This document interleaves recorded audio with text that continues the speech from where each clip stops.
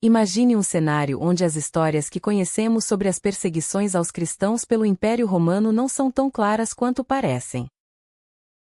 E se as narrativas de martírio e brutalidade fossem, em grande parte, amplificadas para fortalecer uma identidade emergente?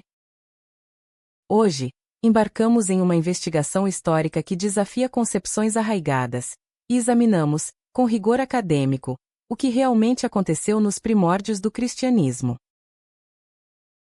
No início, situamos o contexto.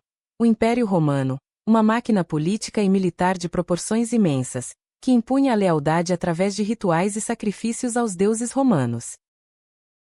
Documentos históricos, como os relatos de Tácito, mencionam eventos pontuais de violência, como o incêndio de Roma e a resposta de Nero.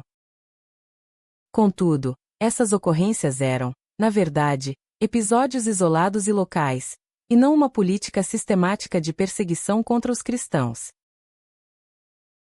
Avançando para o século III, a história registra a política do imperador Décio. Em AD 250, um decreto exigia que todos os cidadãos realizassem sacrifícios aos deuses romanos. Essa medida, embora tenha afetado os cristãos que se recusavam a renunciar suas crenças, era sobretudo uma tentativa de demonstrar lealdade ao império, e não uma perseguição direcionada especificamente contra eles.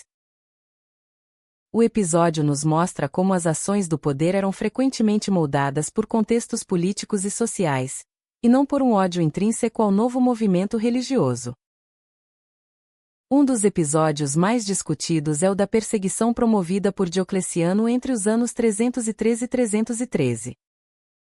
Esse período registra medidas mais intensas, como a destruição de templos e a exigência de sacrifícios públicos, que levaram a um sofrimento real para muitos cristãos. No entanto, mesmo esta política não foi uniforme em todo o império. As manifestações de violência e repressão variavam enormemente, desde ações enérgicas em algumas regiões até a relativa tolerância em outras. É neste cenário que muitos historiadores modernos se debruçam. Não se trata de negar que houve perseguições, mas de questionar a extensão e a sistemática delas, desafiando a narrativa tradicional que pintou um quadro de horror constante. Ao analisar as fontes primárias, percebemos que os relatos dos primeiros cristãos podem ter sido exagerados. A necessidade de fortalecer a identidade comunitária e criar um mito de sacrifício heróico pode ter levado a uma amplificação dos eventos. Essa hipótese é corroborada por estudos recentes, que sugerem que, antes do estabelecimento de leis especificamente voltadas contra os cristãos, a repressão foi, muitas vezes, fruto de decisões locais e circunstanciais, e não de uma política imperial centralizada de erradicação. Este confronto entre o que era oficialmente registrado e o que era contado dentro das comunidades cristãs gera uma tensão fascinante. De um lado, temos documentos oficiais, que narram episódios discretos, por vezes, motivados por razões políticas e sociais. De outro, relatos que ecoam o martírio e o sofrimento, construindo uma imagem de heroísmo e resistência em meio à opressão. Essa dicotomia nos convida a refletir. Será que os relatos de perseguição foram, em parte, uma construção histórica? E quais seriam as implicações dessa reinterpretação para nossa compreensão da formação do cristianismo? Ao reunir evidências dispersas e comparar diferentes pontos de vista, chegamos a uma conclusão importante.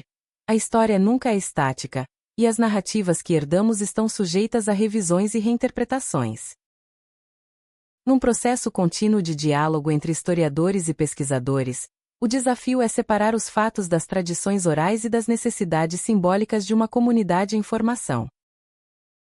Esta investigação nos ensina que a verdade histórica está sempre em construção, e que cada novo olhar lançado sobre o passado pode revelar nuances antes despercebidas.